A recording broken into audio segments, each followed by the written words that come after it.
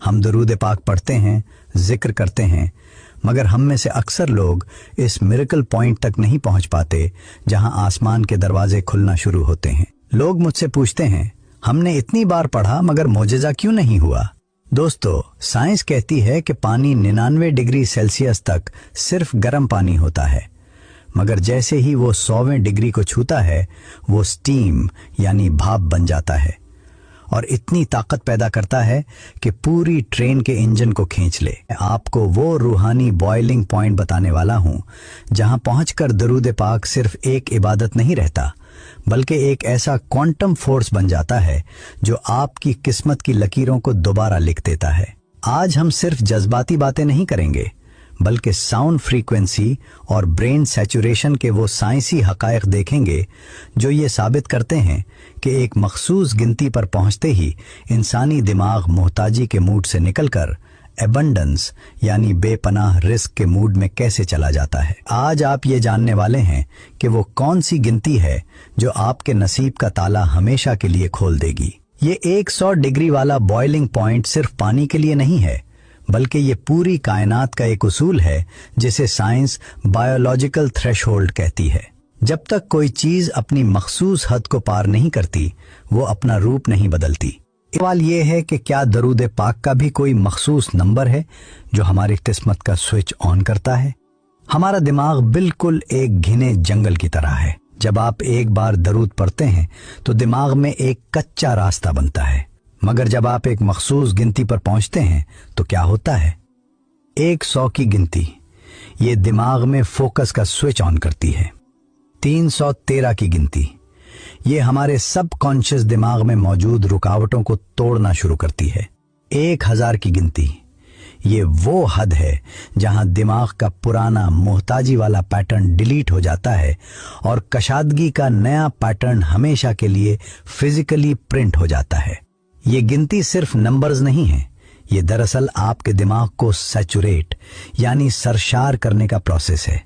जब दुरूद की फ्रीक्वेंसी आपके दिमाग के हर सेल में रच बस जाती है तो फिर मोजिज़ा होता नहीं है, बल्कि मोजिज़ा आपकी फितरत बन जाता है।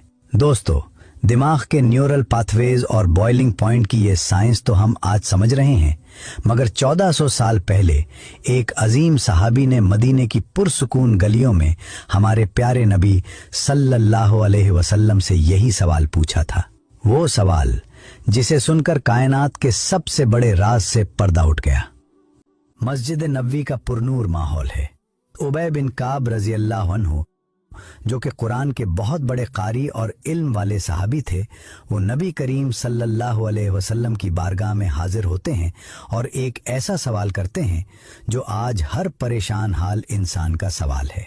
उन्होंने अर्ज किया, या रसूल अल्लाह सल्लल्लाहु अलैहि वसल्लम, मैं अपनी दुआओं का बहुत सा वक्त आप पर दुरूद पढ़ने के लिए रखना चाहता हूँ। मैं अपनी दुआ का 1/4 हिस्सा दुरूद के लिए मखसूस कर दूं।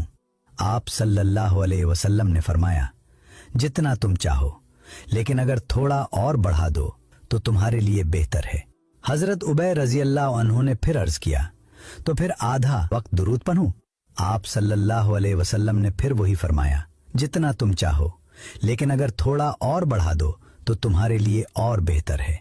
आखिरी मर्तबा हजरत उबय रजी अल्लाह अन्हु ने वो बात कही जो हमारे मिरेकल थ्रेशोल्ड की बुनियाद है। उन्होंने अर्ज किया, या रसूल अल्लाह सल्लल्लाहु अलैहि वसल्लम, फिर मैं अपनी पूरी दुआ तमाम वक्त सिर्फ आप पर दुरूद पढ़ने में लगा दूंगा। तब नबी करीम सल्लल्लाहु अलैहि वसल्लम ने वो तारीखी जुमला फरमाया जो आज के टाइटल का सबसे बड़ा दिफा है, अगर तुम ऐसा कर लो तो तुम्हारे सारे गम खत्म कर दिए जाएंगे और तुम्हारे गुनाह माफ कर दिए जाएंगे। अब जरा गौर करें, इंसान कब मोहताज होता है? जब वो गमों, फिक्र और एंग्जाइटी में घिरा होता है। हदीस में लफ्ज इस्तेमाल हुआ है हमुम, जिसका मतलब है वो परेशानी जो इंसान को अंदर से खाती है, चाहे वो कर्ज हो, गुर्बत हो या लोगों की मोहताजी। नबी करीम सल्लल्लाहु अलैहि वसल्लम ने गिनती को बढ़ाने का इसलिए कहा क्योंकि जब दुरूद आपके वक्त पर हावी हो जाता है तो आसमान से किफ़ायत नाजिल होती है।